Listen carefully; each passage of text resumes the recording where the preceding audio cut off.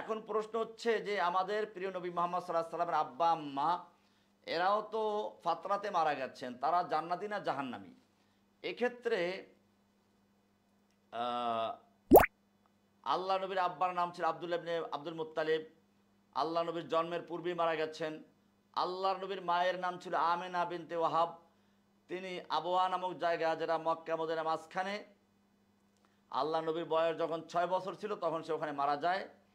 এই দুজনই মারা যায় আল্লাহর নবীর নবুয়ত প্রাপ্তির আগে। তারা নবীর দাওয়াতও পায় নাই, তাদের কাছে দাওয়াত পৌঁছেও নাই।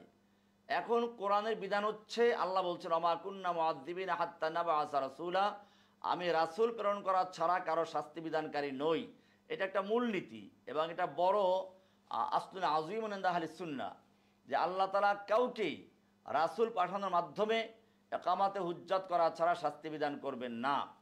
সুতরাং যারা ফাতরাত অবস্থা মারা গেল তারা নিশ্চিত জাহান্নামী বলা যায় না।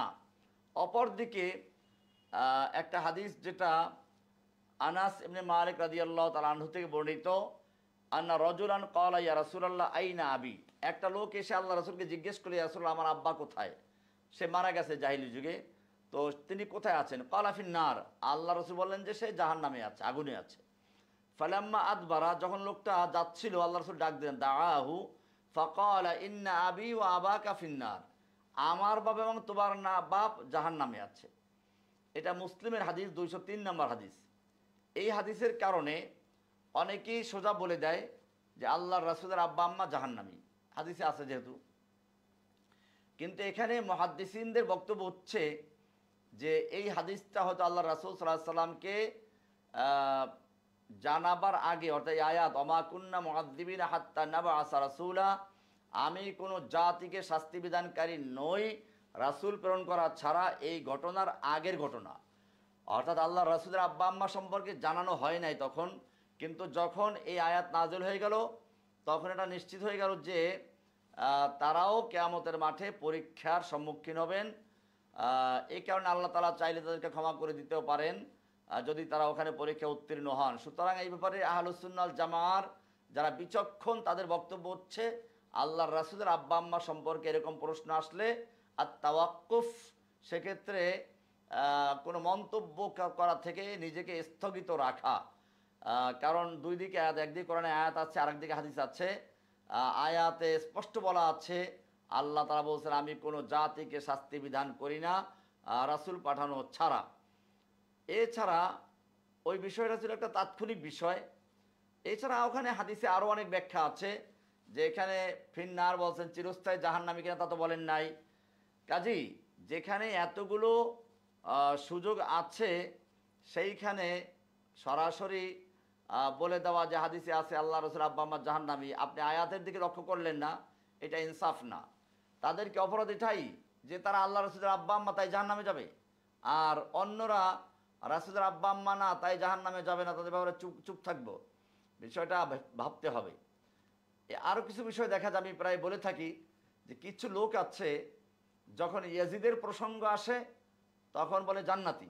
কারণ ওই যে উম্মে হারাম বিনতে মিলহানের হাদিস আছে, যে ওই সেই নৌপথে যুদ্ধ করার ঘটনাটা, তারা লক্ষ্য করলো না যে ইয়াজিদ আল্লাহর রাসূলের নাতি হোসাইন রাদিয়াল্লাহু তাআলা আনহু যে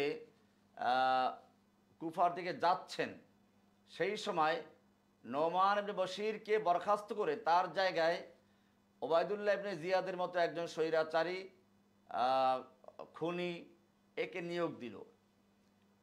এরপরে আপনি একটা জিনিস চিন্তা করুন, যদি ইয়াজিদের কান্নাকাটি সঠিক হতো তাহলে তো সে পরে ব্যবস্থা নিতে পারতো, যে তুমি অন্যায় করেছো, আমি তোমাকে নির্দেশ করি নাই, কেন তুমি হোসেনকে হত্যা করেছো, তাকে বরখাস্ত করতে পারতেন, তার বিরুদ্ধে ব্যবস্থা নিতে পারতেন।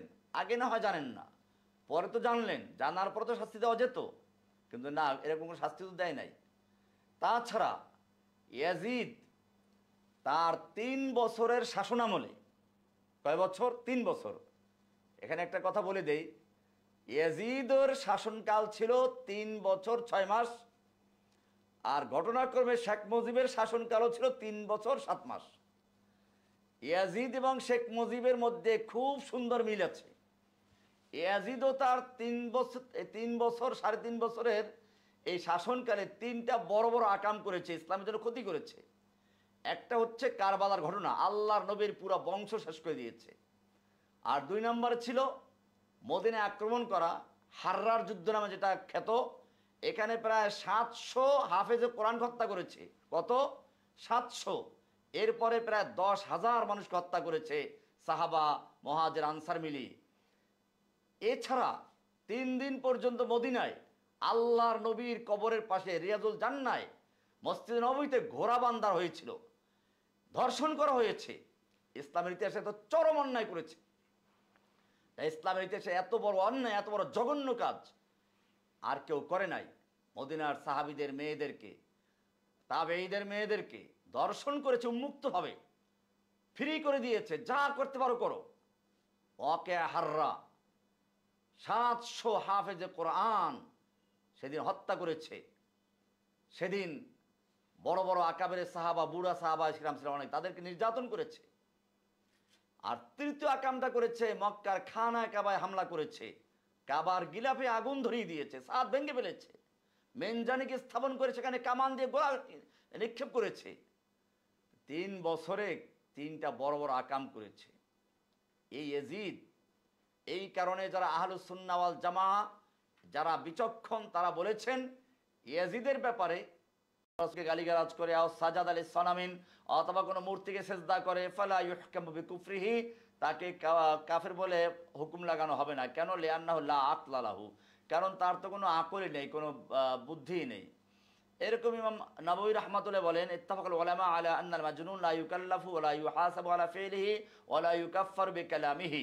পাগল ব্যক্তিকে লা ইউকাল্লাফু, শরীয়তের আইনের আওতাভুক্ত ধরা হবে না, ওয়া লা ইউহাসাবু আলা ফিলিহি, তার কাজের কোনো গণনা করা হবে না, গুনাহ ধরা হবে না, ওয়া লা ইউকাফফারু বিকালামিহি, তার কথার কারণে তাকে তাকফির করা হবে না। সহিহ মুসলিম 8 নম্বর খণ্ডের 14 নম্বর পৃষ্ঠা।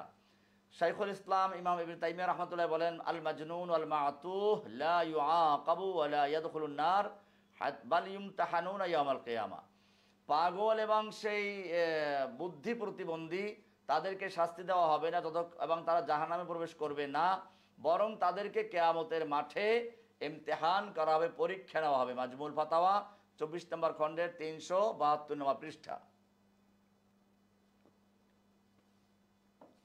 এমনিভাবে মান মাতা ফিল ফাতরাতে বাইনা ঈসা ওয়া মুহাম্মদ সাল্লাল্লাহু আলাইহি সাল্লাম, ঈসা নবীর পরে, আমাদের নবীর আগে যারা দুনিয়ায় এসে মারা গেছে, যাদের কাছে দাওয়াত পৌঁছে নাই, মান মাতা ওয়া লাম তাবলুগহু দাওয়াতু নবিয়্যিন, যেমন অবস্থায় মারা গেছে যার কাছে কোনো নবীদের দাওয়াত পৌঁছে নাই, ওয়ালা আলিমা বিল হক্কে, সত্যকে সে জানার সুযোগ পায় নাই, ওয়া কানা মুওয়াহহিদান আও জাহিলান, সে মুওয়াহিদ ছিল অথবা জাহেল ছিল, ফাহুয়া মিন আহলিল ফাতরা, সে ফাতরা ওয়ালা গণ্য হবে।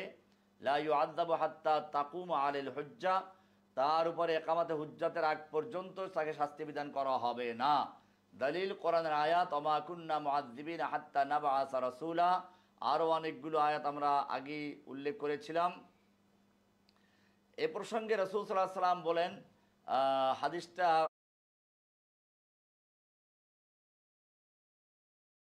মুসনাদে আহমদের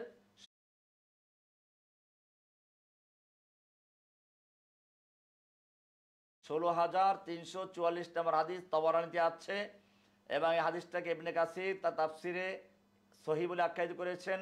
আলবানী এটাকে সিলসিলাতুল আহাদিস আস-সহিহার ভিতরে 1434 নম্বর হাদিস উল্লেখ করেছেন। আরবাআতুন ইয়াহতাজ্জুনা ইয়াউমাল কিয়ামা, 4 প্রকারের মানুষ কিয়ামতের মাঠে আল্লাহর কাছে যুক্তি দাঁড় করাবে, তারা আল্লাহর কাছে তর্ক করবে। কি? রজুলুন মাতা ফিল ফাতরা, এক ওই ব্যক্তি যে ফাতরাত 2 নবীর মধ্যবর্তী সময় মারা গেছে। অরজুলুন আসাম্মু, আর একজন হচ্ছে সে যে বধির, কানে শুনে নাই, পড়তেও জানে না, কানে শুনে নাই। অরজুলুন আহমাক, আর একটা হলো বুদ্ধি প্রতিবন্ধী, বোকা। অরজুলুন হারিমুন, আর ওই ব্যক্তি যে একেবারে বৃদ্ধ, বয়োবৃদ্ধ, এমন যে ভালো মন্দ বুঝার মতো ক্ষমতা তার ছিল না। সুম্মা ক্বালা ফায়াখুযু মিসাকাহুম, তো এরকম লোকেরা কিয়ামতের মাঠে আল্লাহর কাছে বলবে যে এই পাগল বলবে যে আল্লাহ তোমার নবী গেছিল, রসুল গেছিল, কিন্তু আমাদের তো জ্ঞান ছিল না, বুঝি নাই আমরা। শিশু বলবে আল্লাহ আমরা তো তোমার নবী গেলেও আমরা শিশু অবস্থা মারা গেছি, আমাদের কি দোষ? এরকমভাবে যে দুই নবীর মাঝখানে মারা গেছে সে বলবে আল্লাহ আমাদের কাছে কোনো নবী যায় নাই। তো আল্লাহ বলবেন আচ্ছা যদি তোমাদের কাছে রসুল যেত তাহলে কি তোমরা আমার আনুগত্য করতে? তো বলে হ্যাঁ অবশ্যই করতাম। তো আল্লাহ তাআলা কোনো একজন লোক ফেরেশতা পাঠাবেন যে যাও এদেরকে বলো আল্লাহর নির্দেশ জাহান্নামে তোমরা ঝাঁপ দিয়ে পড়ো। ফায়াখুযু মিসাকাহুম লায়ুতিআন্নাহু, আল্লাহ তাদের থেকে অঙ্গীকার নেবেন যে তারা যদি দুনিয়াতে রাসূল পেত তাহলে অবশ্যই আল্লাহর ইতাআত করত, আনুগত্য করত। ফায়ুরসিলু ইলাইহিম রাসূলান, আল্লাহ তাআলা তাদের কাছে একজন রাসূল পাঠাবেন, ফেরেশতা পাঠাবেন বা রাসূল পাঠাবেন, এই হুকুম জারি করে আনিদখুলু আন-নার, তোমরা সবে জাহান্নামে গিয়ে প্রবেশ করো। ক্বালা ফাওয়াল্লাযী নাফসু মুহাম্মাদ বিয়াদিহি, আল্লাহ রাসূল সাল্লাল্লাহু আলাইহি ওয়াসাল্লাম বলেন ওই আল্লাহর কসম যার হাতে আমার জীবন, লাউ দাখালুহা, যদি তারা ওই আল্লাহর নির্দেশ পেয়ে আগুনে ঝাঁপ দিত, লাকানাত আলাইহিম বারদাও ওয়া সালামা, তাহলে আগুন তাদের জন্য শীতল হয়ে যেত, আরামদায়ক। এখন এখানে অন্য হাদিসে ব্যাখ্যা আছে যে এখানে তিন রকম হয়ে যাবে মানুষেরা। একদল মানুষ ছাগল যেরকম সামনে টান দিলে দুই পা সামনে দিয়ে দাঁড়ায়, খামি দেয়, পা ছেঁচড়ে যায়, মাটি তুলে যায়, তারপরেও সে সামনে বাড়ে না, পিছনে গিয়ে বাড়ি মারলে এক এক দিয়ে দৌড় দেয়, এরকম ছাগলের মতো অবস্থা হবে এক দলে। আর এক দল তারা আল্লাহর নির্দেশ পাওয়া মাত্র আগুনে ঝাঁপ দিয়ে পড়বে গিয়া, আর এক দল একটু দৌড় দিবে আবার তারা পিছনে পিছনে তাকাবে। আল্লাহ তাআলা তিন গ্রুপকে ডাকবেন, ডেকে বলবেন যারা একেবারে ছাগলের মতো খামি দিয়ে দাঁড়িয়েছিল, তোমাদের প্রতি আমার নির্দেশ ছিল, আমার রাসূল তোমাদেরকে বলল আল্লাহর নির্দেশ আগুনে ঝাঁপ দেওয়ার জন্য কেন দাও নাই? তারা বলবে, ওই যুক্তি পেশ করবে যে আমরা তো অন্যায় করি নাই, অন্যায় করার সুযোগ পাই নাই, কেন আমরা জাহান্নামে যাব? ওরা তো শাস্তির জায়গা অপরাধীদের জন্য, আমরা তো অপরাধ করি নাই। আল্লাহ বলেন দুনিয়ায় গেলেও তোমরা এই কেন কেন করতে, কেবল আপত্তি করতে, কেন এটা করব, কেন ওটা করব, তোমরা এই কারণেই জাহান্নামে যাবে, আমার নির্দেশকে অমান্য করেছ। যারা জাহান্নামে ঝাঁপ দিয়ে পড়লো তাদেরকে বলবে তোমরা এই কাজটা কেন করেছো? বলে আপনার নির্দেশ, আগুন শাস্তির জায়গাটা আমরা জানি, কিন্তু আপনার নির্দেশ পালন করতে আমরা বাধ্য, তাই ঝাঁপ দিয়েছি। আল্লাহ বলেন তোমরা দুনিয়ায় গেলেও এই কাজটাই করতে, তোমরা জান্নাতে চলে যাও। আর যেই লোক গ্রুপটা দৌড় দিয়ে আবার পিছনে তাকাচ্ছে, তাদের ব্যাপারে আল্লাহ জিজ্ঞেস করবেন, তারা বলবে আল্লাহ আমরা জানি যে আপনার হুকুম মানতে আমরা বাধ্য, আমরা এও জানি আপনি রহমান রহিম দয়ালু, আপনি আমাদেরকে জাহান্নামে ঠেলে দিবেন এইটা আমরা বিশ্বাস করি নাই, আপনি ডাক দিবেন সেই জন্য দৌড় পিছন তাকাচ্ছিলাম। তো আল্লাহ বলুন দুনিয়ায় গেলেও তোমরা এমনটাই করতে, তোমরা হয়তো অন্যায় করতে আবার তওবাও করতে, তোমাদেরকে আমি ক্ষমা করে দিলাম। তো যাই হোক, এখন এটা হচ্ছে এই তিন শ্রেণীর লোকদের কথা।